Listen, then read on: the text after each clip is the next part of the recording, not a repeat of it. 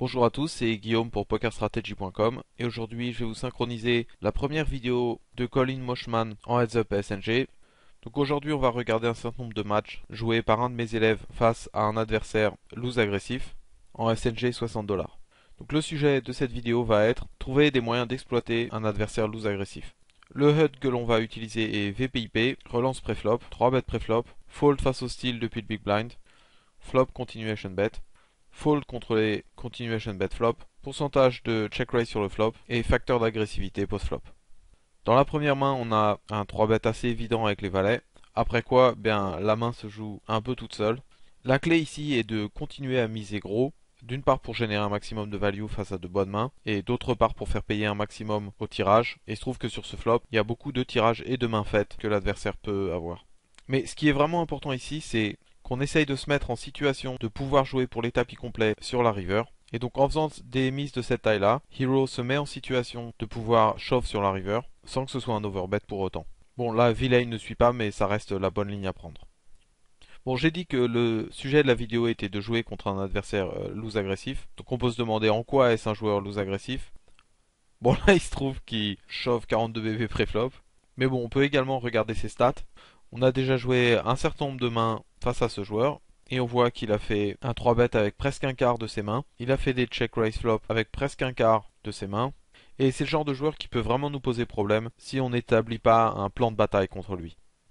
Et donc notre vidéo va se concentrer en priorité, c'est de développer ce plan de jeu et la façon exacte dont on va l'exploiter. Par exemple, là on peut voir que contre la plupart des joueurs, vous serez souvent amené à faire des continuation bet, voire même parfois 100% de continuation bet. Mais contre un joueur qui fait autant de check raise, c'est pas une mauvaise idée d'essayer d'aller voir le showdown avec Queen High. Bon, 4-5 offsuit est une main de défense quand même bien médiocre, et personnellement je préfère me coucher. Il en va de même pour des mains plus fortes comme valet 2 off, même face à un min raise. Parce que le problème qu'on va avoir, c'est qu'on peut pas se coucher avec bottom pair ici, parce que une paire sera quand même souvent suffisante pour faire le call flop. Mais bien souvent, comme c'est d'ailleurs le cas ici, on va être confronté à une nouvelle mise sur le turn face à laquelle on ne peut pas suivre. Et donc même avec une cote de 2 contre 1 comparé au 3 contre 1 d'une relance standard à 3x, il est important de ne pas non plus se laisser trop embarquer dans les défenses de big blind. Ce qui fait qu'avec des mains comme valet 2 off ou 4-5 off, il est bien souvent préférable de se contenter de se coucher. Là par exemple, je préférerais même défendre avec dame 6 off plutôt que 4-5 off. Donc là il a 10-7 suited, c'est le genre de situation où il aime bien faire des 3 bet light. Et la plupart des 3 bet light en heads up vont surtout dépendre du game flow et de la façon exacte dont votre adversaire joue. Mais il y a quand même une stat importante à ce sujet, c'est le fold to 3 bet adverse. Donc là on peut jeter un œil sur le HUD Hold'em Manager et on voit que sur 13 situations il ne s'est couché que dans 15% des cas. Ce qui est assez étonnant parce que ce que ça veut dire c'est que dans 85% des cas il a décidé soit de suivre le 3 bet soit de faire un 4 bet. Et c'est la raison pour laquelle je préférerais opter pour un flat call préflop dans la mesure où une grosse partie de la profitabilité des 3 bêtes de semi-bluff préflop, avec des mains comme celle-ci, des semi-connecteurs assortis, va provenir du fait que vous allez pousser votre adversaire à se coucher préflop. Bon là, il décide de faire un continuation bet, c'est assez standard, de faire ça plutôt que de chercher à faire quelque chose d'assez tricky, et il est confronté à un shove direct. Et donc on peut se demander comment déterminer ce qu'on devrait faire à ce moment-là. Donc tout d'abord, il nous faut déterminer de quel equity nous avons besoin face à son éventail pour justifier un call. Après quoi, on peut essayer de déterminer si on a cet equity ou non. Ici, Hold'em Manager nous dit qu'on a une cote du pot de 1.64. En se basant sur ce chiffre, on peut définir l'equity nécessaire en divisant la somme des deux chiffres par le chiffre à droite. Donc en l'occurrence, ça nous ferait 1 divisé par 2,64. Et si vous entrez ça dans votre calculatrice, vous obtiendrez quelque chose comme 37-38%. Bon, on peut pas toujours calculer, donc une façon assez simple d'estimer approximativement votre equity nécessaire, c'est d'avoir quelques points à référence. Donc 1.50 contre 1, ça nous donne une equity nécessaire de 40% et 2 contre 1 de 33%. Et donc on peut en déduire qu'un 64 va tourner aux alentours de 37-38% d'equity. Et donc pour déterminer si oui ou non on a l'equity face à l'éventail de villain, on peut utiliser un logiciel tel que l'Equilator. Donc ce qu'on va faire, c'est qu'on va inscrire notre main et le flop dans l'Equilator. Après quoi, on va donner un éventail à l'adversaire pour essayer de déterminer si oui ou non on a l'equity nécessaire. Donc il me semble que le flop était valet 7-5, rainbow. Et donc bien entendu, la question qui va être un peu plus difficile ici, c'est quel est l'éventail de l'adversaire. Parce qu'il n'y a pas vraiment de raison exacte possible à cette question. Et c'est le problème avec l'estimation d'éventail. Personne ne peut avoir une réponse parfaite. Et donc il va falloir mettre un peu les mains dans le cambouis. Donc là on va commencer par lui donner quelques mains. Peut-être pas trop de paires. Peut-être juste pocket de 6 et de 8. Et on va également partir du principe qu'il jouera parfois un 7 de cette façon. Il va avoir également un certain nombre de valets qu'il va jouer ainsi. Donc on va lui donner tous les valets Broadways, même s'il n'est pas exclu qu'il 4 bêtes avec une main comme As Valet Suited. On va ajouter Valet 9 Suited. Il va également avoir quelques 5 et quelques 7 dans son éventail, mais pas autant que des valets. Donc voilà, on va lui donner ça en 5 et 7. Et on va ajouter quelques mains de semi-bluff préflop qui ont un 5 ou un 7. Et on va également lui donner quelques mains diverses du type 2 overcards, peut-être des gutshots avec tirage couleur backdoor, ce genre de choses. Donc voilà, dans l'ensemble, je vais lui donner approximativement un éventail qui ressemble assez à ça. Et a priori, je vais partir du principe qu'on aura, je pense, assez d'equity face à cet éventail-là pour justifier un call. Donc ouais, là on a 45% qui est largement suffisant. On est vraiment largement au-dessus de ce dont on a besoin. Donc bon, on pourrait m'objecter que je lui ai donné un éventail quand même extrêmement large. Et bon, c'est possible. Mais je reste assez confiant sur le fait qu'on aura généralement plus de 38% face à l'éventail de ce joueur-là. Ce qui fait que pour moi, c'est clairement un call. Donc voilà, je préférerais opter pour un call que pour un fold à la place de Hero. Ce que cette main illustre relativement bien, c'est que la grande force de ce style loose agressif, c'est qu'elle va mettre l'adversaire au devant de beaucoup de décisions difficiles à prendre. Et donc lorsque vous avez un avantage d'equity quelconque contre un adversaire loose agressif, vous devriez plutôt tendre à le saisir immédiatement plutôt qu'attendre d'avoir un avantage plus important qui pourrait bien ne jamais arriver. Donc ce que ça veut dire, c'est que dans la main précédente, avec le 17, bien entendu, vous n'allez pas faire un snap call en faisant yes, je peux suivre avec mon tapis complet avec seconde paire. Non, mais par contre, si vous avez un avantage d'equity par rapport à ce qu'exigerait la cote du pot, ce qui était le cas dans cette main, alors vous devriez suivre. Donc voilà, c'est la raison pour laquelle j'aurais suivi dans la main précédente. Bon, ici le 5-2 suited, c'est une bonne main pour faire un continuation bet, même si c'est toujours un peu ennuyant de se prendre un check raise et de devoir coucher un gutshot. Et si par exemple vous flopez un gutshot avec king high, mettons, alors ça peut être une bonne idée de se contenter d'un check behind, parce que même si la main se termine en check down jusqu'à l'abattage, vous allez bien souvent l'emporter avec king high, ou du moins de temps en temps. Mais lorsque vous n'avez aucune showdown value, comme c'était le cas avec votre 5 high, c'est une bonne chose de miser tôt. Bon là je suis pas fan de son choix. Je pense que si je lui demandais, il me dirait qu'il a suivi pour tenter un float en position, vu la cote intéressante. Mais je pense qu'un tel joueur va rarement faire un check raise de bluff total sur un tableau aussi bien coordonné. Et bien souvent, on va être poussé hors de la main par sa mise sur le turn. Et donc, je me coucherai avec valet 8 après le check raise sur le flop. Je trouve ça un peu étrange de défendre 4-5 off, mais de coucher roi 5 off. Donc c'est pas forcément un fold extrêmement tight. Et si t'as envie d'être plus tight, préflop hors position, c'est vraiment pas un problème, mais c'est clair que je préférerais défendre roi 5 off avant de défendre 4-5 off. Ici il est confronté à un check raise avec top pair. Contre un joueur comme celui-ci, il est clair qu'on va jamais abandonner notre main. Et donc on dispose de deux options, un 3-bet immédiat ou bien un simple flat en espérant qu'il continue à spew sur le turn et la river. Si jamais il est effectivement en train de spew. Et donc dans l'ensemble on a un rapport risque-récompense assez intéressant, même s'il est vrai que de temps en temps il va nous rattraper avec ses tirages sur le turn. Mais bon. Et là, face à son shove, on va bien entendu suivre. Bon, c'est un peu comme avec le 10-7 suited, c'est pas non plus un call où on lève un point rageur en faisant yes, on a top pair avec un kicker moyen. Mais bon, il va avoir assez de semi-bluff et de mains faites moins fortes pour qu'on puisse suivre cet overbet shove. Et on va espérer l'emporter, ce qui est le cas. Et on réduit l'adversaire à un tapis effectif de 4 blinds. Ce qui fait que maintenant, n'importe quelle tête, même une main comme valet 2, va suffire pour un call. Et donc 4-5 off, c'est un call vraiment très easy. Et on réussit à remporter l'abattage et le SNG par la même occasion. Et on va passer directement à la revanche. Donc on est confronté au même adversaire qui commence par faire un open fold. On fait un open raise avec 7-9 suited, et on est confronté à un 3 bet. Et bon, c'est pas un call catastrophique avec une cote de 2 contre 1 en position contre un joueur qui fait des 3 bets très light. Mais bon, il faut avoir conscience du fait que avec ce genre de call, vous allez souvent avoir des décisions difficiles post-flop. Et en voici d'ailleurs une. Ici, on va partir du principe que cet adversaire va faire un continuation bet avec son éventail de 3 bets complet. Et donc, on peut clairement pas se coucher face à une simple mise sur le flop lorsqu'on touche une seconde paire. Donc ici, il opte pour un call et je suis d'accord avec ce move.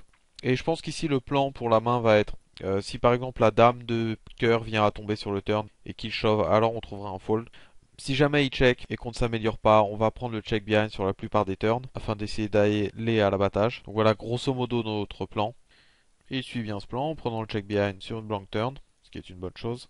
Et on est vraiment ravi de voir qu'il check à nouveau sur la river parce qu'il devient alors très probable que notre main soit la meilleure et on peut aller à l'abattage si on le souhaite. Et donc la seule question qui nous occupe c'est est-ce qu'on doit faire un value bet ou non. Et la raison pour laquelle vous ne devriez pas faire de value bet c'est que notre main est en bas de notre éventail. On a suivi un 3 bet pré-flop, on a suivi sur le flop et lorsqu'on check behind sur le turn ça signifie qu'on n'était pas sur un float. Et donc un 9 faible est une des moins bonnes mains que l'on aura sur cette river. Et donc il est important de ne pas faire de value bet lorsque vous êtes en bas de votre éventail. Et donc le check behind de hero est correct sur la river. Et waouh, on peut voir que ce joueur-là fait vraiment des 3 bet light. Là, valet 3 off. Ouais, et là maintenant, lorsqu'il décide de faire un open chip de 52 big blinds, il y a d'assez fortes chances pour qu'il soit tout simplement en tilt. Et donc ça c'est vraiment quelque chose auquel on va essayer d'être attentif. Parce que si c'est quelque chose qui se met à faire beaucoup, alors il va falloir qu'on se mette à suivre de manière assez light. Ok, le 6 bet avec valet 7 est bon ici. 3-5 off, on peut se contenter de fold.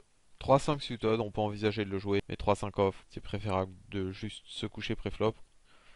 Et donc ouais, lorsqu'il fait ses open shove en temps normal, on ne va pas forcément le suivre de manière beaucoup plus large que de normal. Donc ça va être pocket de 7, as valet, peut-être roi dame suited. Mais s'il continue à faire beaucoup d'open shove, alors on va commencer à passablement élargir notre éventail de call. Donc si par exemple il se met à faire ça à chaque main, alors on va clairement le suivre avec une main comme as 7. Donc là, c'est assez clairement un check behind sur le turn. Il n'y a pas vraiment d'intérêt à miser. Certes, il pourrait encore suivre avec des tirages couleur ou une main comme dame valet. Mais dans l'ensemble, on est bien content de réussir à aller voir l'abattage avec notre bottom pair. Et la question qu'on peut se demander là, c'est quel type de main est-ce qu'on va partir du principe qu'il va abattre, vu la façon dont il a joué. On dirait bien qu'il n'essaye pas d'extraire de la value, donc c'est assez peu probable qu'il ait un as ou un roi. S'il avait une main comme un 9 ou un 10, il ferait sans doute un bluff sur la river. Donc ses mains les plus probables vont être Queen High, peut-être une main qui aura touché un 6 sur la river, peut-être un 8 faible également. Mais je pense que la plus grosse partie de son éventail va être composée de mains de type Queen High, une main comme Dame 10 qui veut tout simplement voir l'abattage. Et donc bon là on n'est pas vraiment surpris de voir 8-9, mais c'est sans doute je pense que ce sera la meilleure main qu'il aura dans cette situation avec la ligne choisie. Donc là, on a encore une fois un open shove. Bon là, on va pas encore passer en call avec une main comme As-7 off. La main la plus faible sera sans doute As-10. Mais s'il continue à faire beaucoup d'open shove, on va pas indéfiniment chercher des situations où on aura un gros avantage parce que celles-ci ne vont peut-être jamais arriver. Et donc si on a une main comme, bah, encore une fois, As-7 off, on va clairement le suivre s'il fait des open shove avec tous ses mains. Là, lorsqu'il prend le check call sur le flop, une bonne partie de son éventail sera Ace High ou King High. Donc on n'est pas ravi de là sur le turn. Et dans l'ensemble, on n'a pas vraiment envie de jouer pour un plus gros pot que ce qu'il y a au milieu. Et même sur la river, il n'y a pas beaucoup de mains par lesquelles on peut espérer être suivi si on mise pour la value. Il va très certainement coucher King High. On split contre toutes les dames. Et donc on a un check behind assez easy. Et on dirait bien qu'il a essayé de nous placer un check raise sur le turn et sans doute sur la river également. Mais on a évité son piège via une bonne analyse de la situation. Bon, j'essaie pas de vous prétendre que je pensais qu'il avait un 9 ici, mais disons qu'il n'y a pas vraiment de main dans son éventail face auquel un value bet serait une bonne idée. Et donc contre la plus grosse partie de son éventail, c'était la bonne décision de prendre le check behind aussi bien sur le turn que sur la river. Avec 4-5 offsuit, si on décide de défendre cette main pré-flop, alors on devrait opter pour une mise sur le turn. Il a fait preuve de faiblesse en checkant sur le flop. On bénéficie maintenant d'un tirage quinte gutshot et on n'a par ailleurs absolument aucune showdown value. Donc si tu décides de suivre pré-flop, je pense que c'est une bonne idée de miser genre à 60 sur ce turn. Tab 5 off, c'est un bon raise. Easy fold avec 4-3. Ouais, ici j'opterais clairement pour un bet sur ce flop. Bien souvent en heads up, on a deux problématiques qui s'opposent. Donc d'une part la protection face au tirage et l'autre c'est le contrôle du pot. Et donc on n'a pas vraiment envie de jouer pour un gros pot avec bottom pair. Mais là, on a un flop vraiment très coordonné. Et donc personnellement, je miserais pour faire payer des mains comme Valet 10 ou bien 8-10 de trèfle. Et là, le turn est vraiment mauvais, donc on va préférer opter pour un check et espérer voir l'abattage. Et lorsque le roi double sur la river et qu'il check à nouveau, il est fort probable que notre main soit la meilleure. Mais il y a vraiment très peu de moins bonnes mains qui trouveront un call si on fait un value bet. 61 big blind, open chip, pas de problème.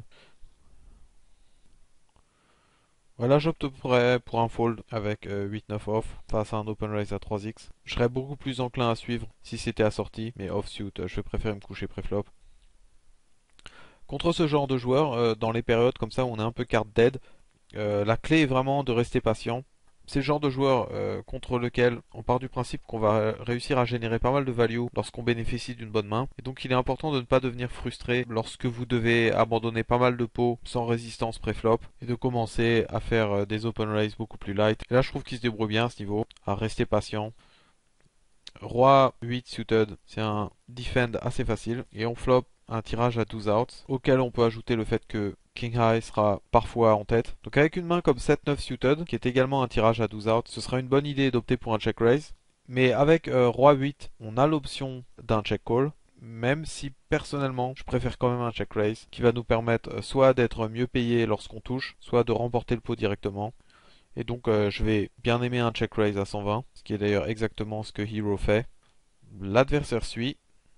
Et là, je pense que c'est une bonne idée de miser à nouveau, quelque chose comme 200. Donc d'une part, si on check, il va souvent miser et on n'a pas vraiment envie de suivre. On préfère dans l'ensemble être l'agresseur dans ce genre de situation. Mais ce qui se passe également, c'est que lorsqu'il opte pour un flat call face au check raise, une bonne partie de son éventail va être composée de mains qui ont de la showdown value, mais qui ne sont pas assez fortes pour opter pour un 3 bet sur le flop. Donc il pourra avoir une main 6x, 5x, un tirage marginal. Et la plupart de ces mains-là vont pas être ravis de voir un valet sur le turn. Et donc un valet est clairement une bonne carte pour continuer à être agressif et pour placer un second barrel. Bon, Hero ne le fait pas et par chance, Villain prend le check behind sur le turn et nous permet de toucher la couleur sur la river, qui bien sûr est une très bonne chose. Et bon, il n'y a pas beaucoup de mains avec lesquelles il peut suivre cette mise. Mais bon, ce sera rarement une erreur de partir du principe qu'un joueur loose pourrait bien trouver une bonne raison de faire un call marginal.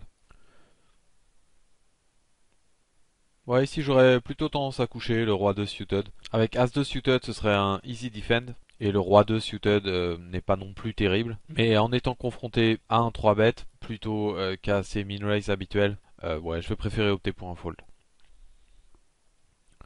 Roi 10-3 est un flop plutôt coordonné au final. Et valet high a la showdown value. Donc je vais avoir tendance à opter pour un check behind. Et on se prend un check raise. Mais bon, c'est jamais une trop grosse erreur de faire un continuation bet. Mais n'importe quel tableau avec un roi ou un 10 touche son éventail assez fortement, son éventail de defend. Et n'importe quelle main Broadway va aimer ce flop. Donc ça plaide un peu en défaveur d'un continuation bet. Bon, il y a une chose qu'on a vue avec ce joueur, c'est que même si c'est un joueur bien loose agressif, il ne relance pas non plus tant de buttons que ça. Si on rejette un œil au HUD Hold'em Manager, on peut voir que ses stats d'open raise depuis le small blind ou le button est de 61%. Ce qui fait qu'au final, ce qu'il qualifie surtout de joueur lag, c'est ses 3 bêtes préflop et son jeu post-flop agressif, notamment les check raise. En revanche, c'est vraiment pas un joueur qui relance un nombre faramineux de mains préflop. As-7, j'aime bien le check call ici. Si on mise et qu'on se fait relancer, on n'a pas vraiment d'autre choix que de se coucher. Tandis qu'en jouant ainsi, on peut réussir à provoquer quelques bluffs et on peut essayer d'aller à l'abattage à un prix raisonnable. Et là, lorsqu'il décide de miser à nouveau sur le turn, son éventail va être relativement polarisé entre des mains assez fortes pour opter pour un bet pour la value sur plusieurs streets, comme par exemple une dame, ou peut-être une main comme As-8, mais il peut également avoir des mains qui n'ont pas de showdown value, avec lesquelles il a discerné de la faiblesse dans notre jeu et a décidé d'attaquer. Et donc Hero décide de suivre, ce qui me semble ok. Le roi est une assez mauvaise carte pour nous, parce que même certaines mains qui pourraient bien bluffer nous battent maintenant. Et là, c'est un spot un peu compliqué. On a une cote de 5 contre 1. Il nous faut donc être en tête seulement une fois sur 6. Mais ça ressemble assez fortement à un value bet. Et donc ici, il décide de faire un call assez loose. Et bien entendu, il est du bon côté de son éventail plutôt polarisé. La King Queen suited, c'est une bonne main de 3 bêtes pour la value. Parce que ce qu'on va essayer de faire ici, c'est qu'on va exploiter son fold to 3 bet extrêmement faible. Parce que s'il a une main comme Roi 9 ou Roi 7 suited, il va souvent défendre face à un 3 bet. Et donc on va réussir à pousser pas mal de moins bonnes mains contenant un Roi ou une Dame à nous suivre. Et donc je suis vraiment d'accord avec le 3 bet. Et sur ce flop, on est tenu de faire un continuation bet. Et cette mise est d'ailleurs sans doute vraiment la plus petite qu'on puisse se permettre de faire. Mais il décide quand même de se coucher. Voilà, la main est bien jouée, c'était un bon 3 bet préflop. Coucher un roi en position, c'est assez tight en heads up. Avec roi 5 par exemple, il faudrait absolument relancer. Et je pense que même avec roi 2, j'aurais tendance à relancer. Là, avec un pot de 120, j'aurais tendance à miser quelque chose comme 80-90 pour le semi-bluff. On a 4 outs faire un gutshot, ainsi que 6 outs de top pair qui sont sans doute intacts. Donc ouais, je miserais 80-90 en espérant remporter le pot immédiatement. Et là, sur la river, le 9 est une très mauvaise carte pour nous. On pourrait envisager de miser à nouveau avec par exemple une dame sur la river. Mais bien souvent, lorsqu'il prend le check behind sur le flop et suit ensuite sur le turn, il va avoir une main avec laquelle il veut aller à l'abattage. Donc ses mains les plus probables ici vont être un ace high, peut-être 5x ou 4x. Mais en tout cas, rarement quelque chose de moins bon que ace high, voire king high peut-être. Et rarement quelque chose de vraiment meilleur qu'un 5. Donc je pense pas que le moment soit très bien choisi pour opter pour un bluff, parce que le 9 sur la river n'a pas changé grand chose. Et donc s'il aime sa main sur le turn, il va bien souvent l'aimer également sur la river, et donc trouver un call. Valet dame, on prend le check behind sur un tableau moyennement coordonné, ça va, ça me pose pas de problème. Donc sur le turn, on a un value bet assez évident, l'adversaire suit. Et sur la river, on a vraiment un value bet extrêmement easy. Il va bien souvent avoir une main comme 8x ou 6x. Et donc c'est vraiment intéressant d'opter pour un bet. Ça n'a pas besoin d'être une grosse mise si on veut être payé par une de ses mains. Et donc là j'aurais tendance à miser un peu moins que ça pour lui permettre de trouver un call plus facile avec un 8 ou un 6. 7-9, la relance est bonne. Maintenant on va miser et s'il nous met un check raise on va au moins suivre. Ace King bien entendu on relance. Il opte pour un 3 bet. Bon là on pourrait envisager de faire un move un peu raffiné et se contenter d'un call. Mais je pense qu'ici les tailles des tapis ne le permettent pas vraiment. Et donc je préfère opter pour un 4 bet chip. Ce qui est exactement ce que Hero fait. Il se fait suivre par As-6. Voilà évidemment un call assez loose on va dire. Mais quoi qu'il en soit, je suis assez d'accord avec le fait de jouer cette main de manière assez straightforward en optant pour un 4 bet direct préflop. Bon quelques folds de plus. Là avec Dame 9 on va opter pour... Bon, j'allais dire check fold, mais il a opté pour un check call. Ce qui se passe, c'est que si on regarde cette main d'un point de vue cote implicite, on l'a pas. Donc on a un tirage à 4 outs vers un gutshot. Et donc il nous faut une cote implicite de 10 ou 11 contre 1 pour justifier un call. Ce qui fait que d'un point de vue purement cote implicite, pour pouvoir justifier le call, il nous faudrait être en mesure de gagner en moyenne 600, 650 lorsqu'on touche effectivement le gutshot pour pouvoir rendre ce call profitable. Mais bon, d'un autre côté, Queen High pourrait tout à fait être bon, dans la mesure où ce joueur va sans aucun doute relancer des mains comme 6-7 suited pré-flop et faire ensuite un continuation bet sur le flop. Ce qui fait que même toucher un 9 pourrait parfois être bon. Donc voilà, même si on n'a pas la cote implicite, c'est pas non plus un mauvais call avec Queen High. Bon, 6-2, faut l'évident. Avec King Jack, on va se contenter d'un flat. Et bon, lui, il décide de faire un 3 bet. Je suis pas complètement hostile à cette approche. Mais bon, Roi-Valet offsuit, c'est quand même clairement plus marginal que le Roi-Dame qu'on a su relancer tout à l'heure. Donc bon, un 3 bet est tout à fait envisageable, mais je vais préférer un flat call. Il décide ensuite de faire un check fold face à l'overbet. As de suited, clairement une main pour défendre. Et on va opter pour un check call sur ce flop. Bon là j'aime bien le semi-bluff, même si c'est vrai qu'on va pas faire coucher beaucoup de mains meilleures que la nôtre. La plupart des mains meilleures qu'on va réussir à pousser à se coucher sont d'autres ace high, même si un certain nombre d'entre eux seront des chops, des mains comme As-8, As-7. Mais bon j'aime bien le semi-bluff quand même, que ce soit pour remporter le pot directement, ou bien pour jouer pour un plus gros pot lorsqu'on est suivi et qu'on touche la couleur ou autre. Et sur la river, Hero check et Villain prend le check behind. Et donc lorsqu'il prend le check behind, il va soit avoir un ace high, soit il pourra avoir une main du type une pocket de 4, de 6, une main de genre là qui veut aller à l'abattage. Et là je dois avouer que je suis assez surpris de voir qu'il avait un 9, avec lequel je partirais du principe qu'il fera souvent un value bet sur la river, vu la façon dont la main a été jouée jusque là. Ouais, bon, les semi-connecteurs assortis, assez faibles, sont assez marginaux quand même. Mais bon, c'est pas non plus vraiment une erreur de faire une relance. Bon, là, on pourrait opter pour un check behind avec le As-3. Mais bon, une mise n'est pas non plus vraiment mauvaise. Même s'il est vrai que ça vous met dans une situation un peu inconfortable si vous prenez un check raise. Là, ça va être un peu différent de certains autres tableaux secs qu'on a vus auparavant. Sur un flop comme celui-ci, on va plutôt opter pour un check fold avec notre ace high. Parce que contrairement au flop contenant une paire, ici il pourra avoir 9 cartes qui connectent avec ce flop plutôt que 5. Et même lorsqu'on est en tête, bon nombre de ses mains auront une equity plus élevée qu'elles ne l'auraient sur un flop plus sec.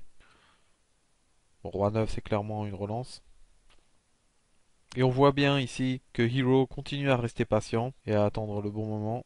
Il couche ses mains faibles plutôt d'essayer de forcer la décision. 9-7 off, c'est une bonne relance. Et sur ce flop, les deux options sont encore une fois de miser pour faire payer les tirages ou de prendre le check behind pour le contrôle du pot. Il choisit de prendre le check behind et sur ce turn, il n'y a vraiment aucune raison de miser. On va opter pour un check et espérer voir l'abattage gratuitement. Ici avec Dame 10, je vais plutôt opter pour un flat call que pour un 3 bet.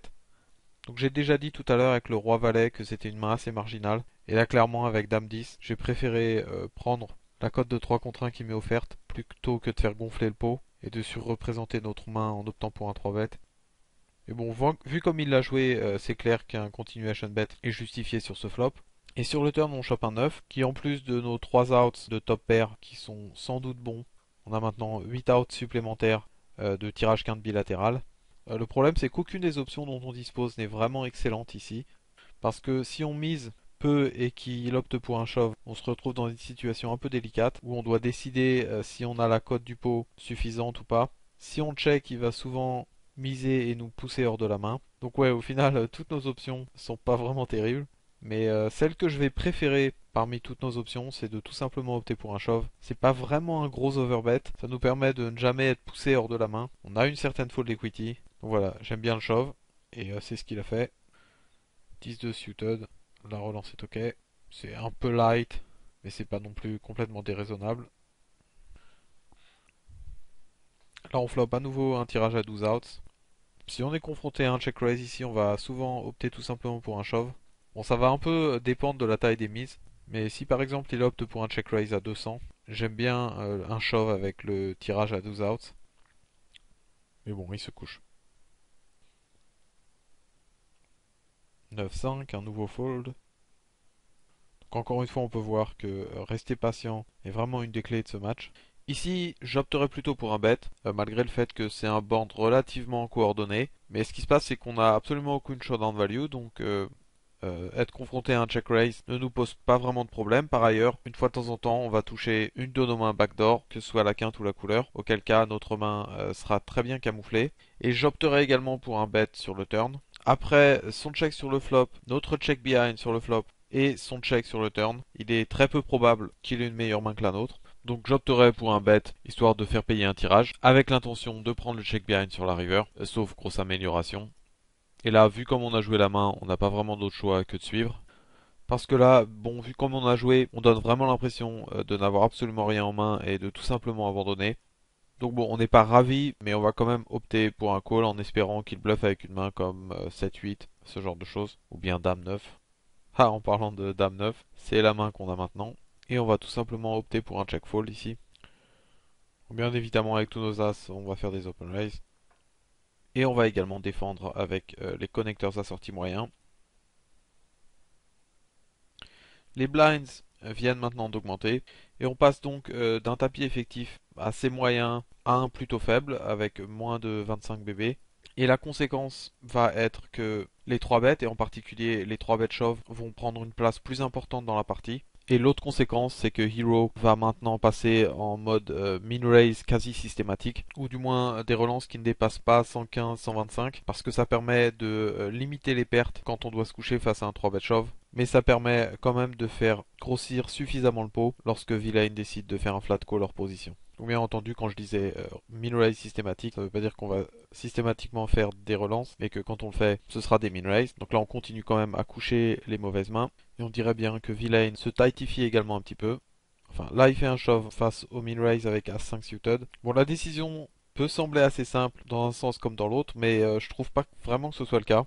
Et donc je vous propose encore une fois de faire les calculs pour déterminer si on a un call profitable ou non. Donc tout d'abord, il va falloir déterminer l'equity nécessaire pour justifier un call.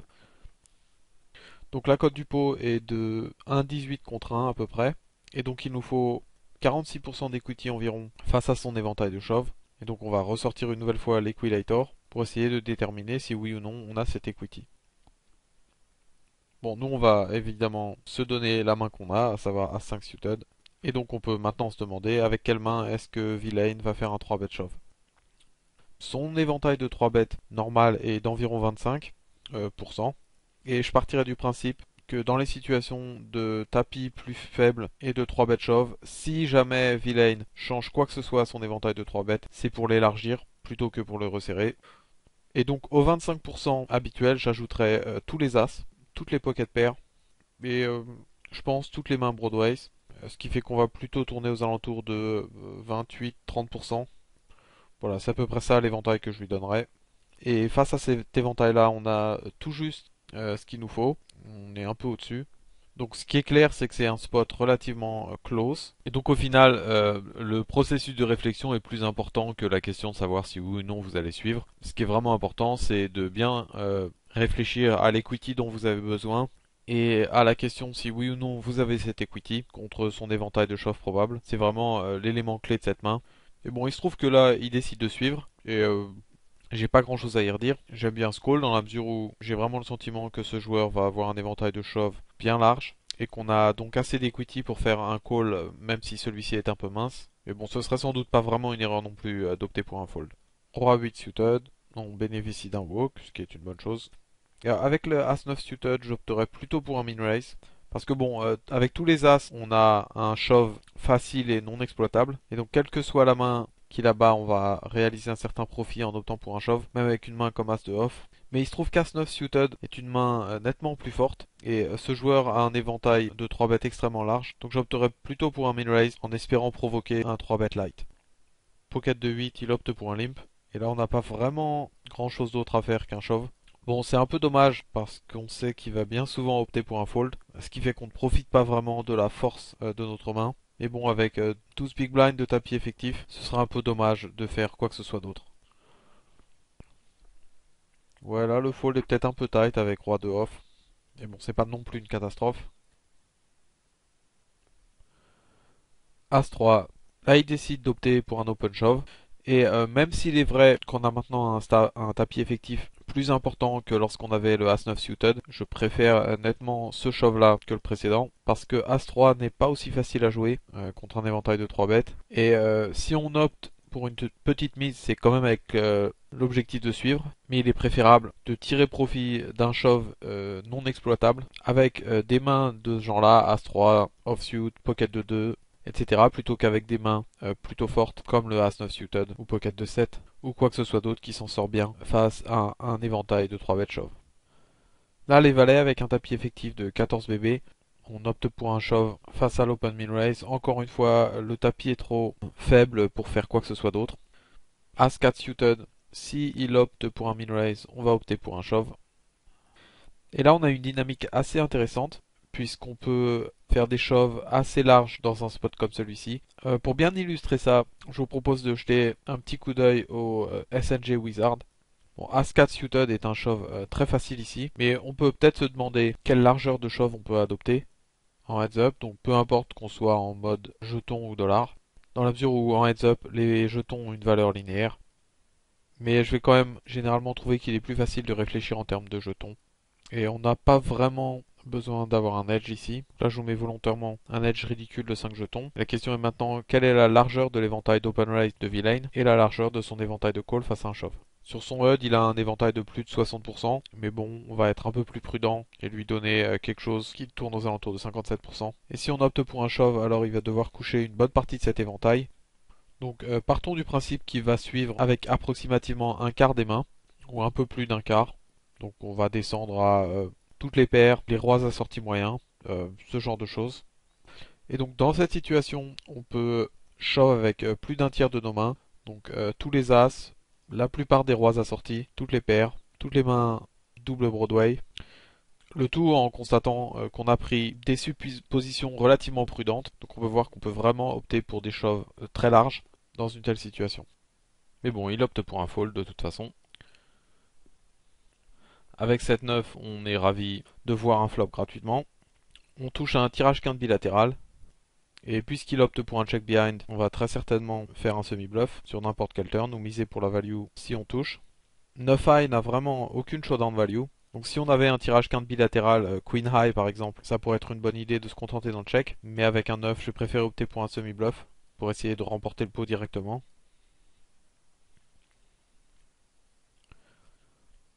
Bon, As-Valet. Là, il me semble vraiment très important de ne pas chercher à faire l'open shove non exploitable. J'ai vraiment préféré miser petit avec pour objectif de suivre n'importe quel shove. Et c'est ce que Hero fait. Villain va faire un 3 bet de shove avec un éventail bien plus large. Et donc là, on a un spot profitable dans la mesure où on est favori. Mais bien souvent, on va avoir des spots encore plus profitables contre des mains que l'on domine par exemple. Mais bon, on peut pas faire grand chose contre un full.